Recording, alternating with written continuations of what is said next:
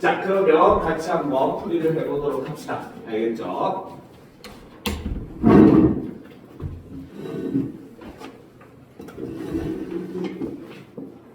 자, 보도록 합시다. 6번부터 보도록 합시다.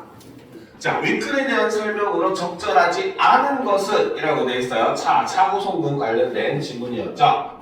자, 적절하지 않은 것은 자, 1번부터 봅시다. 글의 화제에 해당하는 용어의 개념을 설명하고 있다. 그렇죠? 이때 글의 화제에 해당하는 용어가 우리가 앞에서 했었던 차고 송금에 대한 내용이었고 실제로 그것은 제 첫 번째 문단, 1번 문단에서 차고 송금의 개념을 설명을 하고 있었습니다. 그렇기 때문에 맞다고 볼 수가 있겠죠.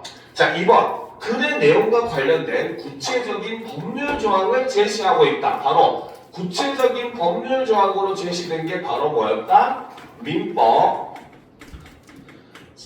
제 741조의 내용을 이렇게 제시를 하고 있었습니다. 그렇죠? 그렇기 때문에 2번도 맞다고 볼 수가 있겠죠. 3번. 특정 판례를 사례로 제시해요. 글의 내용에 대한 독자의 이해를 돕고 있다. 그렇죠? 특정 판례. 아까 A라고 하는 사람의 특정 판례 920만 원을 잘못 송금했었던 사례를 지금 제시를 했기 때문에 3번도 역시 맞다고 볼 수가 있겠죠.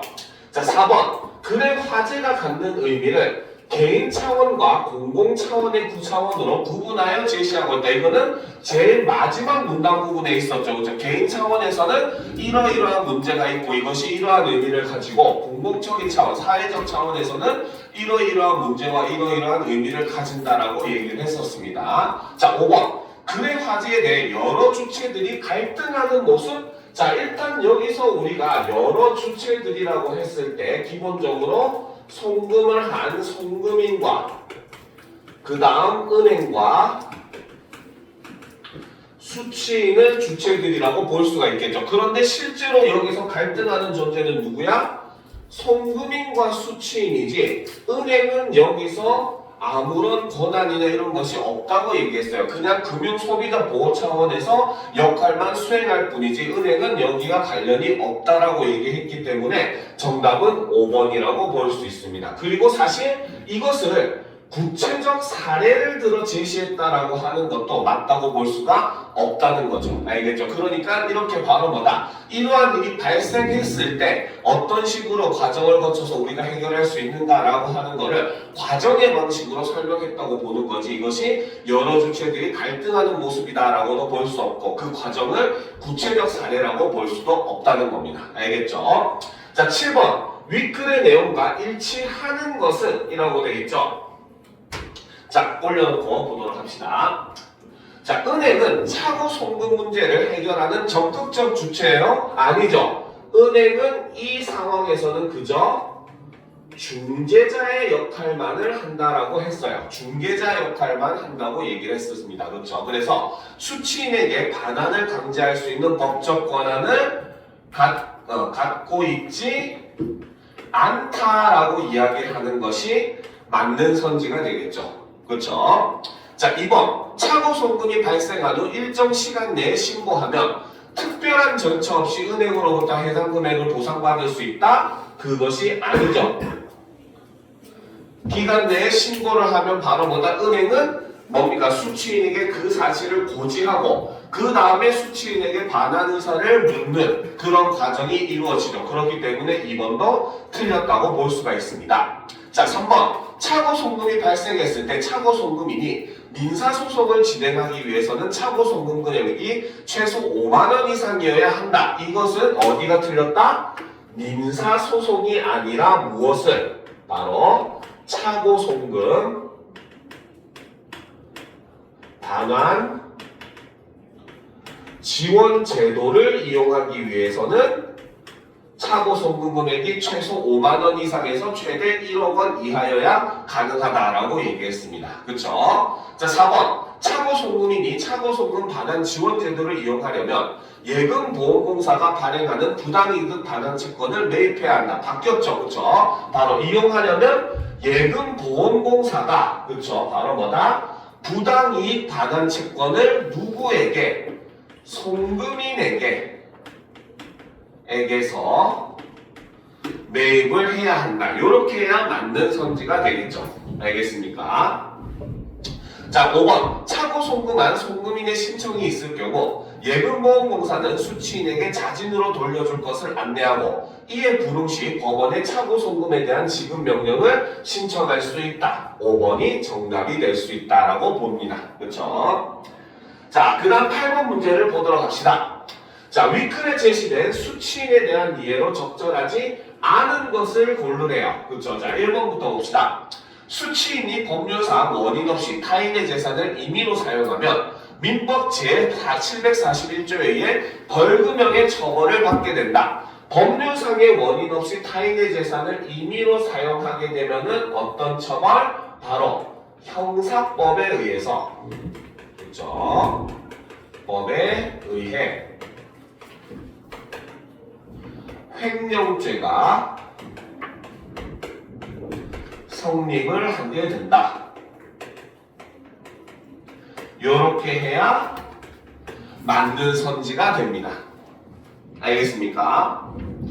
자, 그래서 법률상의 원인 없이 타인의 재산을 임의로 사용했을 때는 일단 기본적으로 이거는 형사처벌의 대상이에요. 알겠죠? 그리고 민법은 그 다음에 뭡니까? 제시가 되는 건데 이거는 민법에서 얘기하는 거는 사용하고 말고에 요구하는 관계가 없어요. 알겠습니까? 민법에서 얘기하는 것은 기본적으로 상대방이 타인의 재산을 가지고 있을 경우만 그 경우를 기준으로 얘기하는 거기 때문에 이거를 사용하고 말고는 사실 민법과는 관련이 없습니다. 그래서 1번이 틀렸다고 볼 수가 있어요. 알겠습니까? 알겠죠? 아까 그래서 형사처벌 받아도 민법 손해배상 할 수 있기 때문에 이것도 맞는 말 아니에요 라고 생각을 할 수가 있지만 민법은 타인 없이 재산을 임의로 사용했다는 거는 관련이 없다는 거예요. 민법과는. 알겠습니까? 이거는 가지고 있으면은 무조건 할 수 있는 것은 민법입니다. 알겠습니까? 자, 그런데 반면에 사용을 하게 되면 뭐가 일어난다? 횡령죄가 성립을 하게 되기 때문에 그때는 형사처벌의 대상이 된다라고 보시면 됩니다. 알겠죠? 철컹철컹 하는 거예요. 자, 2번. 수취인이 자신의 계좌에 잘못 입금된 돈을 입금 즉시 반환했다면 반환 이후에는 민사상 및 형사상 책임을 지지 않아도 된다. 그쵸? 입금 즉시 반환을 했다라고 하는 것은 바로 뭐다? 반환 의무를 수행을 했다 라는 뜻이고, 그쵸? 그렇게 되면 바로 뭐다? 우리가 흔히 얘기하는 채무가 사라지게 되는 상태가 돼버리는 겁니다. 알겠죠? 그러면 당연히 그 어떤 책임도 지지 않겠죠. 3번. 수취인이 자신의 통장에 입금된 금액이 송금 실수임을 은행을 통해 고지받았다면 수취인은 차고 송금된 돈을 받고 있는 보관자가 된다. 그쵸? 아까 얘기했죠? 바로 은행을 통해서 고지를 받는 순간 수취인의, 그쵸? 지위가 변경이 된다. 이렇게 얘기를 했었습니다. 알겠습니까? 그래서 빠르게 신고하는 게 중요한 거죠. 자, 4번. 수취인이 자신의 계좌에 갑작스럽게 입금된 금액을 자신의 정당한 수입으로 오해해서 인출했다면, 즉 앞에서 얘기했던 바로 뭐다? 선의에 의한 경우라고 볼 수 있다는 거죠. 그렇죠? 자, 이때는 수취인의 행동을 악의로 판단하기가 어렵다. 그렇죠? 자, 5번. 수취인이 자신의 계좌에 입금된 돈이 차고 송금임을 인지한 상태에서 이를 임의로 사용했다면 횡령죄가 성립하여 형사처벌을 받을 수 있다. 역시 맞는 말이죠. 그렇죠? 그래서 정답은 1번입니다. 그렇죠? 자, 8번을 보도록 합시다. 9번을 보도록 합시다. 자, 윗글을 읽은 학생이 보기에 대해 보인 반응으로 적절하지 않은 것은 이라는 거죠. 그렇죠? 자, 1번 봅시다. A는 모바일 뱅킹을 이용해 지인에게 500만 원을 보내려다 계좌번호를 잘못 입력하는 바람에 다른 사람에게 잘못 송금이 되었다라는 거죠. 즉 우리가 이 글에서 얘기하는 차고 송금이 발생을 하게 된 겁니다. 송금이 발생을 하게 되었죠. 자, A는 해당 은행에 전화를 걸어 자신이 송금 실수를 했음을 알리고 해당 계좌번호 주인의 이름과 연락처를 알려줄 것을 요구했다. 하지만 은행 측은 A의 요구를 거절하고, 자, 은행은 왜 A의 요구를 거절할 수밖에 없었다? 바로 앞에서 얘기했던 개인정보보호법 등 여러 가지 관계 법률이 있기 때문에 아무리 수취인이라고 하더라도 그 사람의 개인정보를 알려줄 수가 없었다는 거죠. 그렇죠? 대신에 어떻게 차고송금 반환 지원 제도를 알려주며, 그렇죠? 차고송금 반환 지원 제도를 알려줬다. 아까 얘기했듯이 신고 절차를 안내하는 이러한 은행의 중개자로서의 역할을 다 수행을 했다는 거죠. 그래서 이 제도를 통해 돈을 돌려받을 것을 안내했다. 한편 은행 측은 수취인 B에게 전화하여 차고 송금 사실을 알리고, 자 바로 이 순간 아까 얘기했었죠. 은행 측은 수취인 B에게 차고 송금 사실을 알렸다는 거죠. 자 이때는 수취인이 더 이상 뭐가 된다? 수취인이 아니라 보관자로 지위가 전환이 되는 거죠. 그렇죠? 자, 그래서 반환 의사를 물었는데 수취인 B는 이에 대해 반환 거부 의사를 밝힌 후 돈을 인출하여 사용하였다라는 거죠. 그렇게 되면 어떻게? 이것은 뭡니까? 횡령죄가 성립을 하게 되고, 이를 통해서 형사 처벌의 대상이 되더라 라고 볼 수 있다는 겁니다. 알겠습니다. 간도 크죠? 철컹철컹 하려고 그지? 자, 그러면 성질을 한번 보도록 합시다. 알겠죠? 자, 1번. A는 돈을 돌려주지 않는 수취인 B를 상대로 부당이득 반환 청구 소송을 할 수가 있겠군. 맞죠? 처음에 일단 할 수 있는 거는 부당이득 반환 청구 소송을 할 수 있고, 이것의 근거는 바로 뭐다? 바로 민법 741조에 근거해서 부당이득 반환 청구 소송을 할 수가 있다는 거죠. 그래서 이것을 근거로 가능하다고 했습니다. 2번.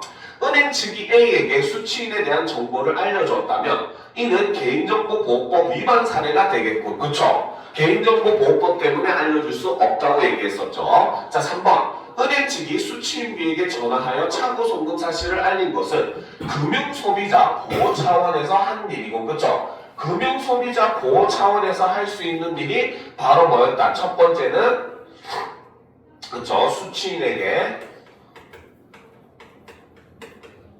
은행이 연락을 하고, 그래서 사실을 고지한 다음에, 자, 두 번째는 반환 의사를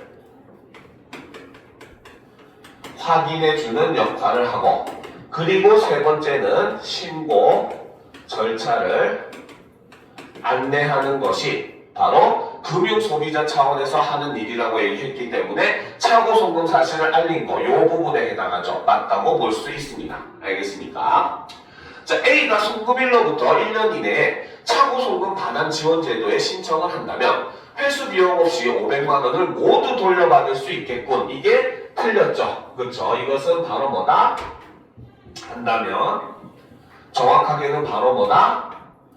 500만 원에서 회수 비용을 제외한 금액을 돌려받을 수 있겠군. 이렇게 얘기해야 맞는 설명이 되는 겁니다. 알겠죠? 그래서 정답은 4번이 틀렸다라고 볼 수 있다는 거죠. 이해가 됩니까? 그렇죠? 그래서 아까 회수 비용은 재공제를 한다고 얘기했었습니다. 자, 5번. 수취인 B는 자신의 계좌에 입금된 돈이 차고 송금된 것임을 알았음에도 불구하고 돈을 인출하여 사용하였으므로 형사적 처벌을 받겠군. 여기서 말하는 형사적 처벌이 아까 얘기했던 횡령죄라고 볼 수가 있겠죠. 알겠습니까? 자, 그럼 이제 마지막 10번 문제를 한번 살펴보도록 합시다. 자, 문맥상 기읍과 의미가 가장 가까운 거, 단어 문제죠. 그렇죠? 자, 살펴보도록 합시다. 자, 여기서 기읍은 바로 뭐다? 자, 위에 지문을 보면 기읍은 뭡니까? 회수에 드는 행정적 노력이라는 거죠. 그렇죠? 일종의 여기서 든다의 의미는 일종의 바로 뭐다? 소요되다. 그렇죠? 혹은 필요하다. 이런 의미로 볼 수가 있습니다. 알겠습니까? 필요하다. 자, 이런 의미로 볼 수가 있겠죠. 자, 그러면 이것과 같은 의미를 찾아봅시다. 그는 학급에서 춤을 잘 추는 축에 든다. 여기서 든다는 의미는 바로 뭐다? 일종의 포함되다 의 의미로 볼 수가 있겠죠. 그죠? 자, 그 다음 2번. 잔치 음식을 만드는 데는 품이 많이 든다. 여기서 든다가 바로 뭐다? 소요되다. 혹은 필요하다. 사용되다. 이런 의미로 볼 수가 있겠죠. 그렇죠? 그래서 정답은 2번이라고 볼 수가 있는 겁니다. 알겠죠? 자, 3번.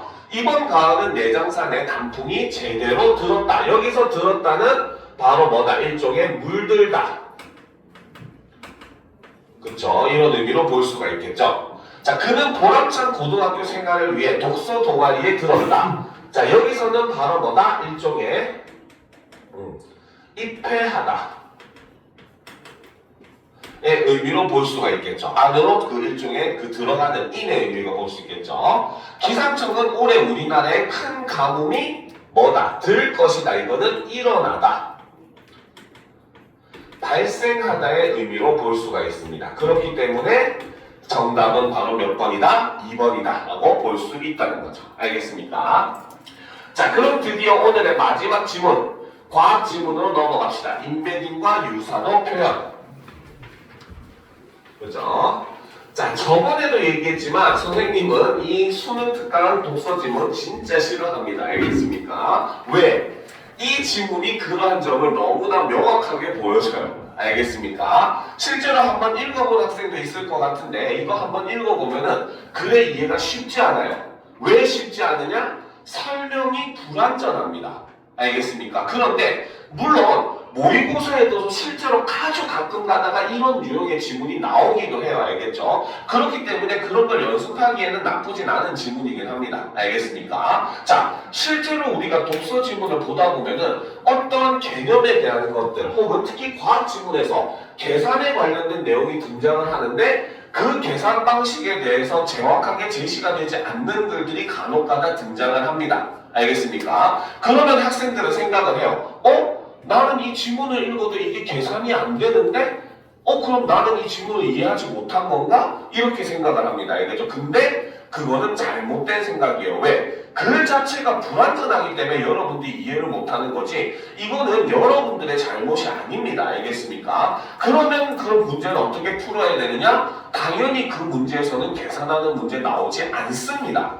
알겠습니까? 근데도 문제도 확인하지 않고 아이들은 지레 겁을 먹고 나는 이거 이해 못한 것 같아 하고 그 접근을 거부하는 경우가 있어요. 알겠습니까? 근데 그러지 말고 항상 용기 있게 문제를 읽어보시면은 어차피 여러분이 이해하지 못한 부분은 설명이 불완전해서였고 그 설명이 불완전한 부분에 대한 문제는 절대 등장하지 않는다는 것도 여러분들이 유념을 해두실 필요가 있어요. 알겠죠? 그래서 이 질문 같은 경우는 솔직히 진짜로 설명이 굉장히 부실한 질문 중에 하나긴 합니다. 알겠습니까? 그러면 어떤 부분이 부실한지 선생님이 나중에 설명을 하면서도 찝어줄 테니까 그 부분은 굳이 여러분들이 깊이 있게 생각할 필요는 없다는 거죠. 알겠습니까? 자, 그러면 내용을 한번 살펴보도록 합시다. 자, 컴퓨터는 사람의 언어를 직접 이해할 수 없다. 따라서 컴퓨터가 사람의 언어를 이해할 수 있도록 표현해 주어야 한다. 컴퓨터가 사람의 언어를 이해할 수 있도록 표현하는 방법에는 여러 가지가 있을 수 있는데 그중 원핫 인코딩은 자, 첫 번째로 컴퓨터가 사람의 언어를 이해하게 만드는 첫 번째 방법이 바로 원핫 인코딩이라고 하는 것이 존재를 한다는 거죠. 자, 이때 원핫 인코딩은 표현하고 싶은 단어의 색인값에 1을 부여하고 나머지에는 0을 부여하는 방법이 바로 원핫 인코딩이라는 거죠. 자, 원핫 인코딩을 수행하기 위해서는 먼저 대상이 되는 텍스트의 단어 집합을 만든다. 자, 원핫 인코딩을 하는 방법 첫 번째는 대상이 되는 텍스트의 단어 집합을 만들어줘야 된다는 거죠. 예를 들어 오늘 날씨 정말 좋다라는 한 문장으로 이루어진 텍스트를 대상으로 한다고 가정하면 단어 집합은 오늘, 날씨, 정말 좋다가 되고 집합의 원소가 되는 단어의 개수가 4이므로 단어 집합의 크기는 4가 된다. 자, 이때 집합의 원소가 되는 단어의 개수가 이꼴 뭐다? 단어 집합의 크기가 된다 라고 볼 수가 있다는 거죠. 자, 그리고 이제 두 번째, 그쵸? 자, 두 번째 단계에서는 자, 단어 집합의 크기에 따라서 각각의 단어에 요런 4차원의 고유한 숫자를 부여하는 것이 바로 원핫 인코딩의 방식이다. 이렇게 설명을 하고 있습니다.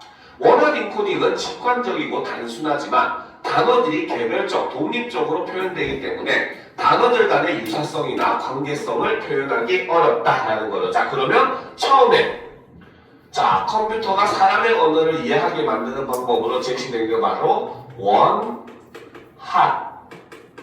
인코딩의 방법이 이렇게 제시가 되어 있습니다. 알겠죠? 자, 그러면 원핫 인코딩을 일단 먼저 개념부터 한번 정리를 해보면은, 자, 원핫 인코딩은 표현하고 싶은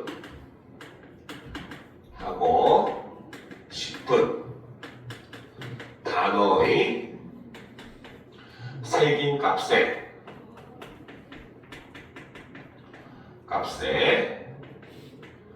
이를 부여하고 나머지에는 0을 부여하는 것이 바로 원핫 인코딩이라는 거죠. 자, 이때 원핫 인코딩을 하는 과정을 먼저 살펴보게 되면, 그쵸? 자, 첫 번째 과정에서는 바로 뭐다? 자, 대상이 되는 텍스트의 단어 집합을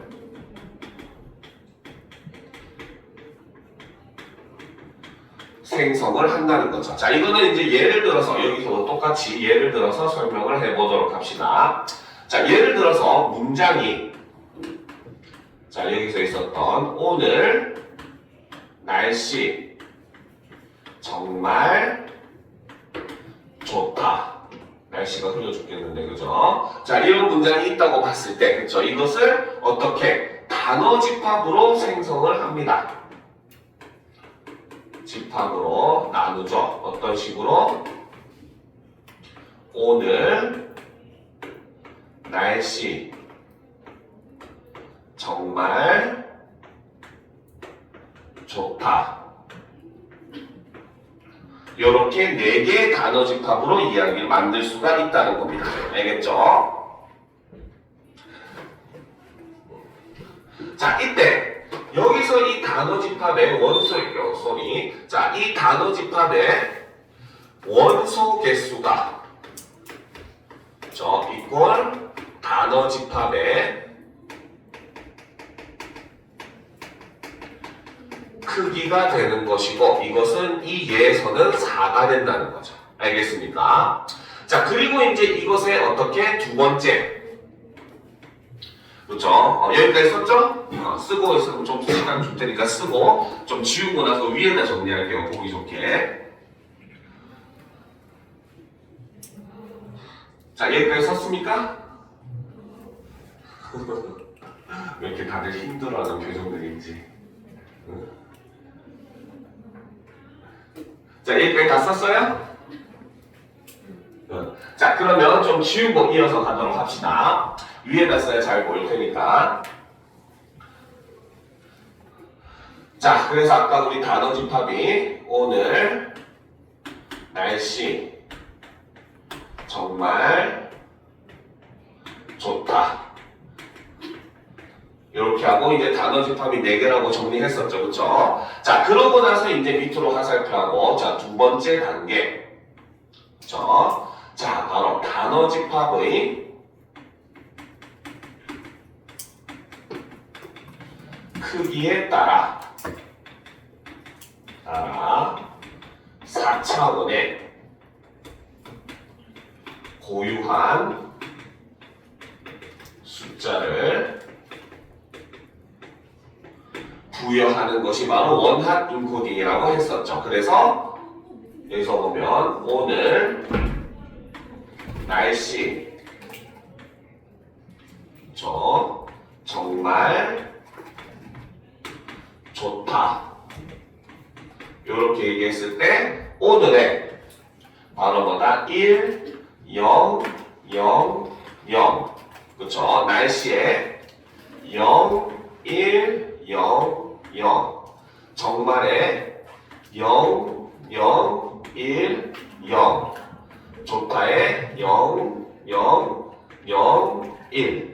이렇게 4차원의 수를 부여하는 것이 바로 원핫 인코딩이다. 이렇게 얘기를 하고 있습니다. 알겠습니까? 그죠? 자, 그래서 원핫 인코딩은 이때 장점은 바로 뭐다? 그쵸? 자, 세 번째. 장단점을 보게 되면 먼저 장점은 원핫 인코딩은 직관적이고 단순하다는 거죠. 바로 직관적이고 단순하다 라는 겁니다. 그런데 두 번째 단점은 바로 뭐다? 단어들이 다 개별적이고 독립적으로 표현되기 때문에 단어들 간의 유사성이나 단어들 간 유사성, 관계성은 표현을 할 수가 없더라. 즉 오늘과 날씨가 얼마나 가까운 단어인지, 얼마나 유사한 단어인지 이런 것들을 표현할 수가 없는 것이 원핫 인코딩의 단점이다라고 볼 수 있다는 겁니다. 알겠습니까? 자, 그럼 이제 다음 문단으로 넘어가 보도록 합시다.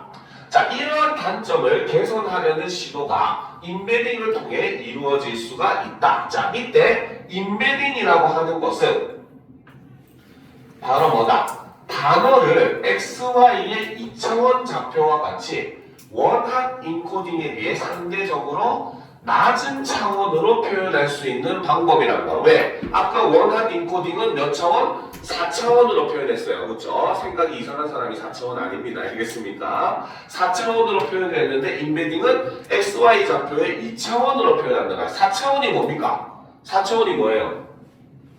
4차원이 뭡니까? 그렇지. 왜 3차원보다 한 단계 위일까요? 왜? 어떤 선? 그렇지. 시간축이. 우리가 공간이라고 하는 건 X축, Y축, Z축이 있는데 이게 3차원이죠. 그렇죠? 그리고 우리가 살고 있는 이 시기는 시간이라고 하는 게 흘러가기 때문에 시간축까지 해서 4개의 축으로 구성이 된 게 4차원입니다. 근데 반면에 인베딩은 바로 뭐다? 그냥 XY축. 평면에다가 표시를 할 수 있도록 만든 것이 바로 인베딩 방식의 특징이라고 볼 수 있다는 겁니다. 알겠습니까? 자, 그래서 1과 대신에 이때는 1과 0뿐만 아니라 인베딩은 바로 뭐다? 모든 실수를 사용을 할 수가 있다는 게 특징이라는 거죠. 그래서 실제 인베딩은 수십 수백 차원을 사용한다. 인베딩의 방법 중 대표적인 것이 워드 투 백이다. 자, 인베딩의 대표적 방법 중에 하나가 바로 뭐다? 워드 투 백이다.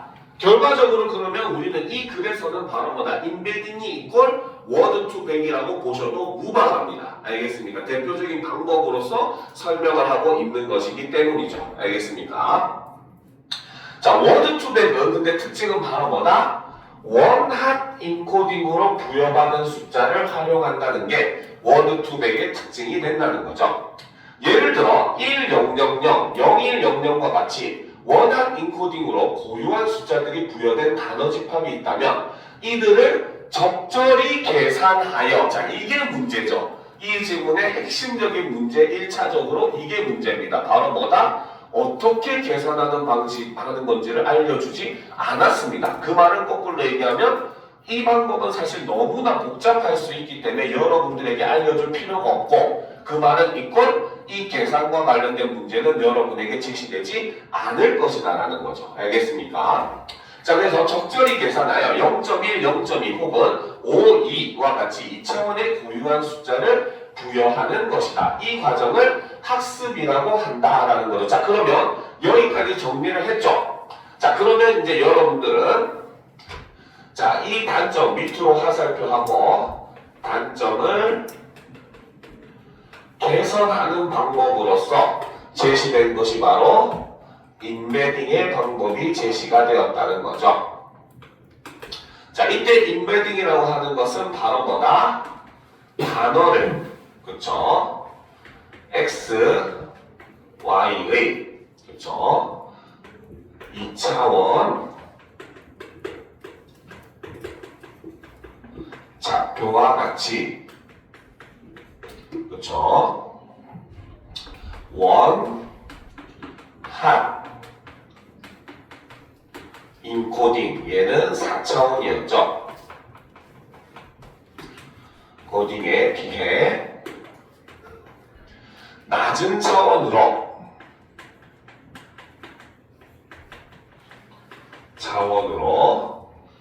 표현하는 것이 바로 인베딩이라고 얘기를 했었고, 이 인베딩에서는 그렇기 때문에 모든 실수를 사용을 한다. 그래서 실수는 미스테이크 아니겠죠? 그죠? 자, 그래서 이 원한 인코딩의 대표적인 예시가 바로 뭐다? 원한의 소리. 인베딩의 대표적 방식이 바로 워드 투 백의 방식이라고 볼 수가 있다는 거죠. 자, 이때 이 워드 투 백의 가장 특징은 바로 뭐다? 원한 인코딩으로 부여받은 수를 활용을 한다는 것이 바로 워드 투 백의 특징이다 라고 볼 수 있습니다. 알겠습니까? 자, 이때 워드 투 백은 학습이라고 하는 것을 사용을 합니다. 알겠습니까? 자, 이 학습이라고 하는 것은 바로 뭐다? 바로 원한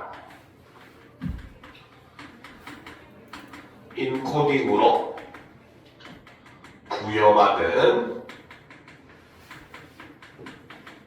수를 적절히 계산하여 그쵸? 바로 x, y의 2차원 고유 숫자를 부여하는 것이 바로 원한 인코딩, 워드 투 백에서 얘기하는 학습이라고 볼 수 있다는 거죠. 알겠습니까? 자, 그러면 이제 보도록 합시다.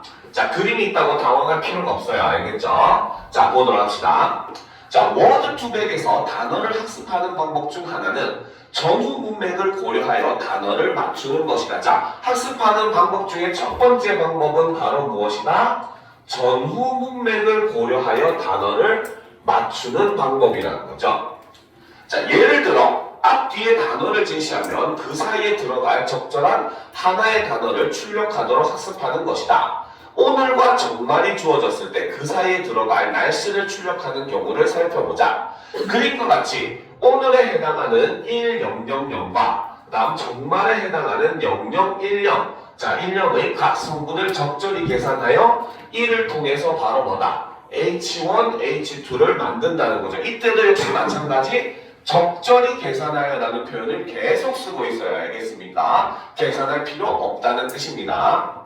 자, 그래서 이때 H1, H2는 날씨를 예측하기 위해 주변 단어들을 참고하여 만든 중간 계산 결과이다. 그렇죠? H1, H2가 의미하는 것은 이것을 예측하기 위해 주변 단어들을 참고하여 만든 중간 계산 결과라는 거죠. 자, 그리고 나서 이제 어떻게 H1, H2의 각 성분을 다 또 다른 방식으로 계산해요. 역시 또 여기서 또 다른 방식으로 계산한대요. 역시 계산법 제시되지 않았습니다. 생각할 필요 없다는 거예요. 알겠죠? 자, 방식으로 계산하여 날씨에 해당하는 0100이 출력되도록 조정할 수 있다. 이러한 과정을 단어 집합의 모든 단어들에 대수행하면 각각의 단어를 2차원의 숫자로 표현을 할 수가 있다라는 거죠. 그래서 핵심은 바로 이 부분이 된다는 겁니다. 알겠습니까? 자, 그럼 일단 역시 같이 한번 정리를 하고 다음 문단으로 넘어가 보도록 합시다. 자, 학습 이렇게 1번 해서 적었죠. 자, 이제 학습의 방법에 대해서 두 가지를 얘기를 하는데 그 중에 첫 번째 방법이 바로 무엇이다? 바로 전후 문맥을 고려하여 단어를 맞추는 방식이 첫 번째 학습의 방법으로 얘기를 사용을 한다는 겁니다. 알겠죠? 자, 이때 과정을 보면은 바로 뭐다? 자, 첫 번째. 그렇죠? 자, 바로 주어진 단어. 그렇지? 바로 오늘에 해당하는 일과 정말에 해당하는 이거의 각 성분을 적절히 계산을 한다는 거죠. 그렇죠? 자, 그래서 뭡니까? 단어를 맞출 때 그 제시된 그렇죠? 단어들의 원한 인코딩 숫자를 적절히 계산하여 바로 H1, H2를 생성을 한다는 거죠. 여기서 H1, H2는 아까 얘기했듯이 중간 계산 결과이고 이거는 XY의 2차원 좌표라고 볼 수가 있습니다. 알겠죠? 자, 이렇게만 정리하면 이해가 안 될 테니까 예를 통해서 보도록 합시다. 알겠죠? 그래서 오늘에 해당하는 1, 0, 0, 0과 그 다음 정말에 해당하는 0, 0, 1, 0 요 두 개를 어떻게 적절히 계산을 한다는 거죠. 그래서 적절히 계산을 해가지고 이거를 통해 H1 좌표랑 H2 좌표를 생성을 한다 라고 얘기를 했습니다. 자, 이때 나오는 H1, H2 같은 경우는 바로 무엇이다? 바로 날씨를 예측하기 위한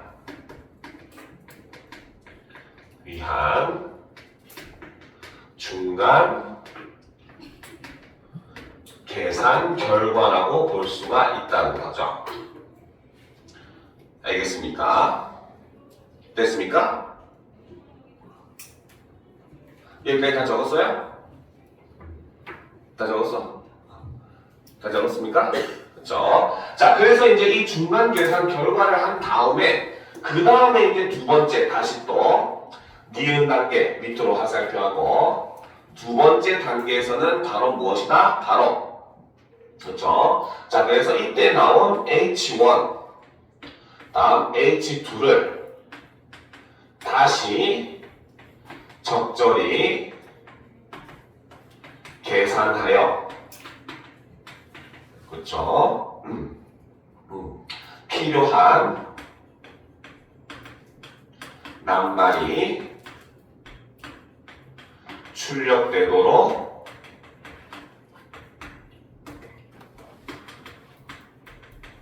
조절을 한다. 이렇게 되어 있습니다. 그렇죠? 그리고 이제 마지막 단계로 바로 뭐다?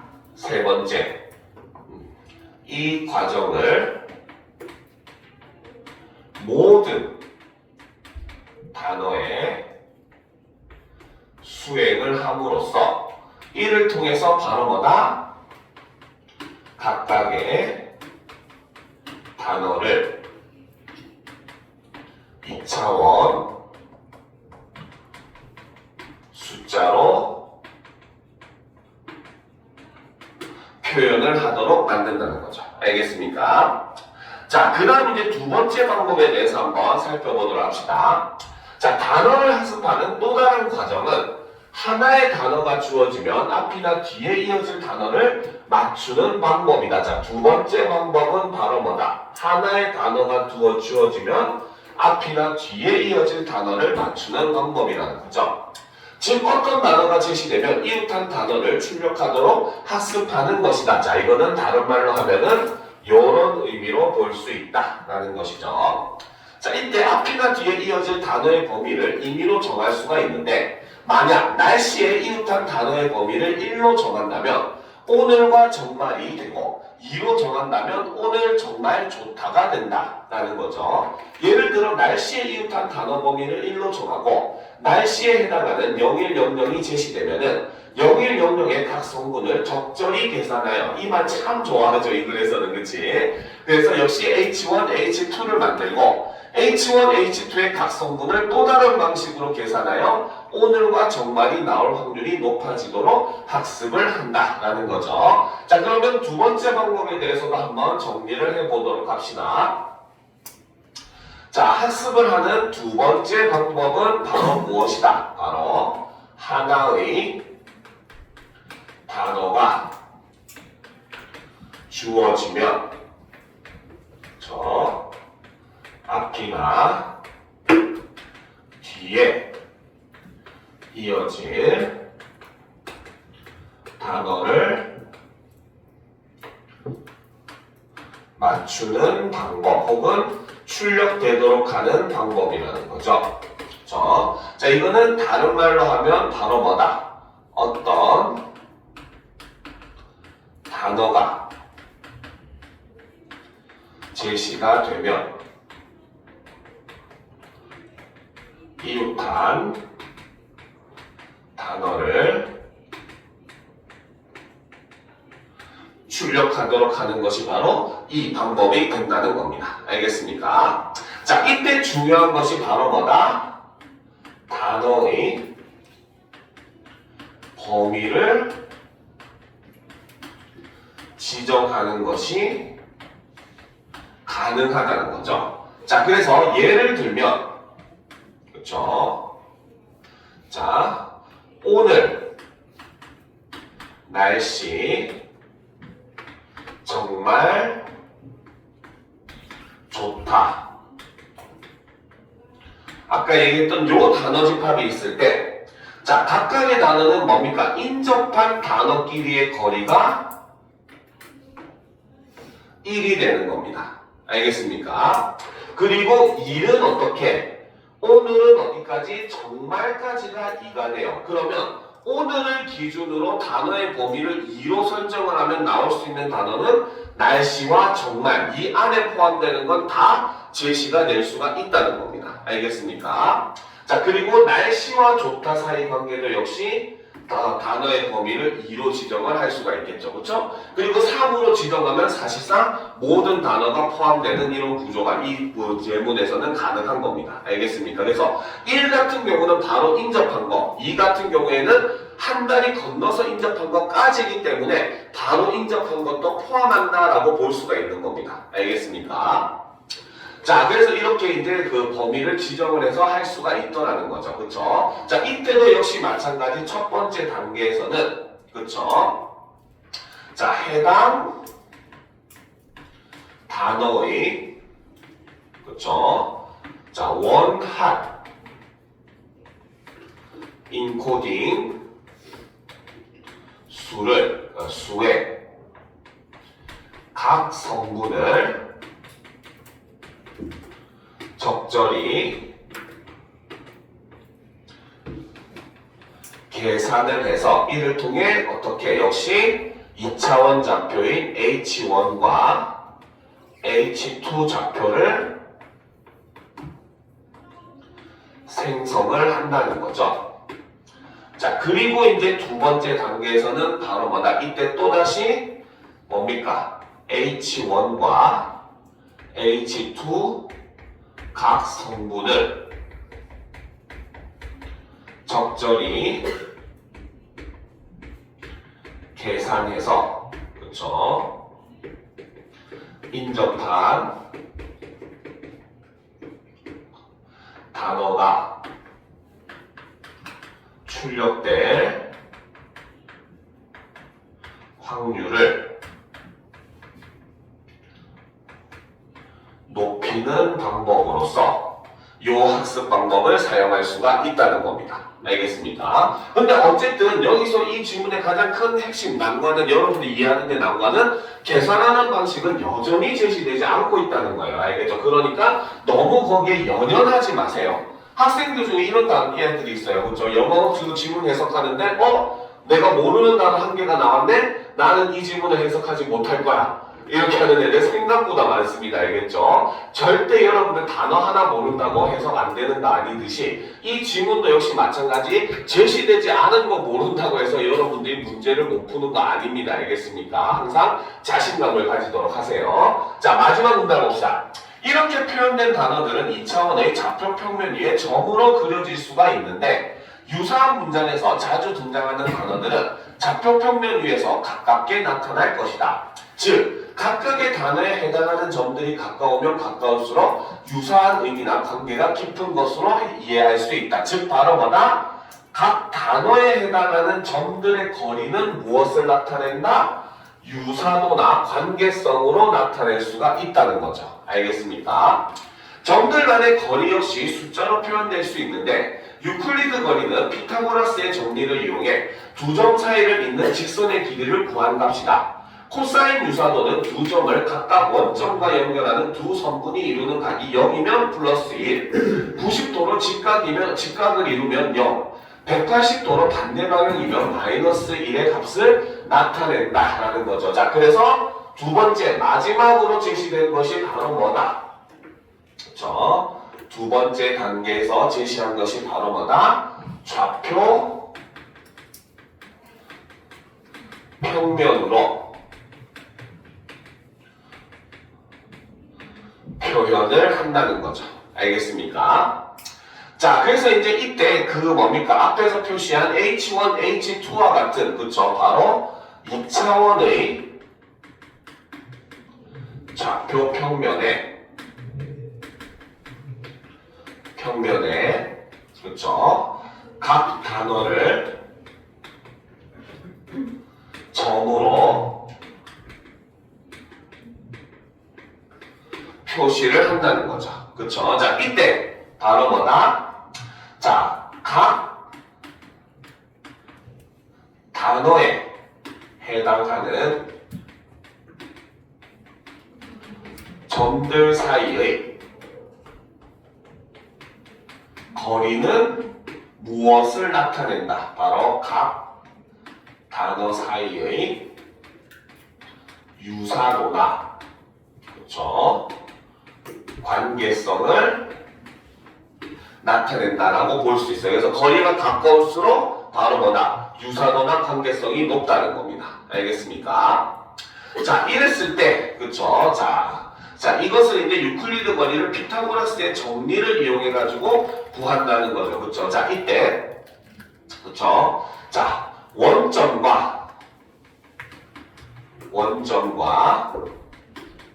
각 점을 잇는 선분의 각도에 따라서 표현을 할 수가 있는데 첫 번째, 그 각도가 0도이면은 이것은 플러스 1로 표현을 한다는 거죠. 그 말은 바로 뭐다? 얘는 거의 같은 단어다. 그렇죠? 같은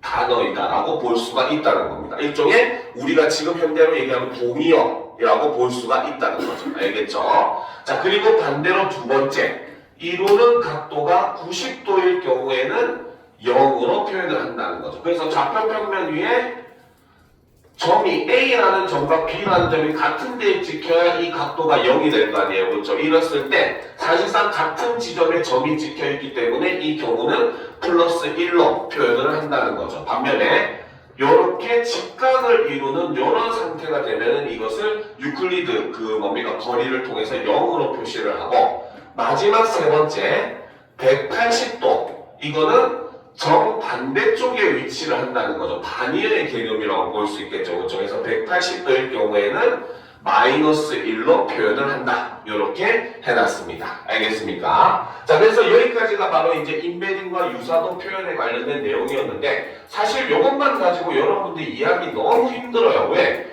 중간중간에 계산한다 말은 많지만 계산하는 방법을 안 알려주고 있는 겁니다. 알겠습니까? 그러면 오히려 여러분들은 사실 속으로 아싸 땡큐 하셔야 돼요. 왜?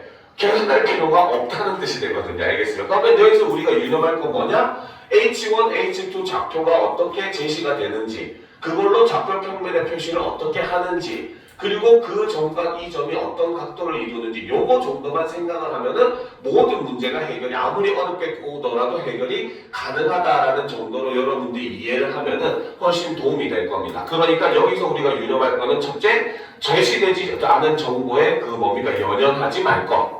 알겠습니까? 그리고 두 번째는 항상 자신감 있게 문제를 풀 것이라는 거죠. 알겠죠? 자, 지금부터 시간이 풀이할 시간은 없기 때문에 그 남은 시간 동안 뒤에 있는 문제를 풀어보고 다음 시간에 이거 풀이한 다음에 일단 1차적으로 먼저 예고했듯이 뭡니까? 이번 6월 모의고사 화작을 풀이를 할 거예요. 6월 모의고사 화작 같은 경우는 시험에 들어갈 확률이 높겠죠. 그리고 독서는 여러분들 학교 선생님이 진도 나가는 거 확인한 다음에 진도를 나갈 겁니다. 알겠죠? 그래서 만약에 다음 주 중에 확인되면 그것도 역시 다음 주에 나갈 거고 아마 예상은 6월 모의고사 질문 중에 하나 정도 나가지 않을까 예상은 하고 있어요. 알겠죠? 그래서 일단은 그거는 상황을 좀 지켜볼 필요가 있습니다. 자, 그러면 여기까지 하고 문제 좀 풀어보고 마무리하도록 합시다.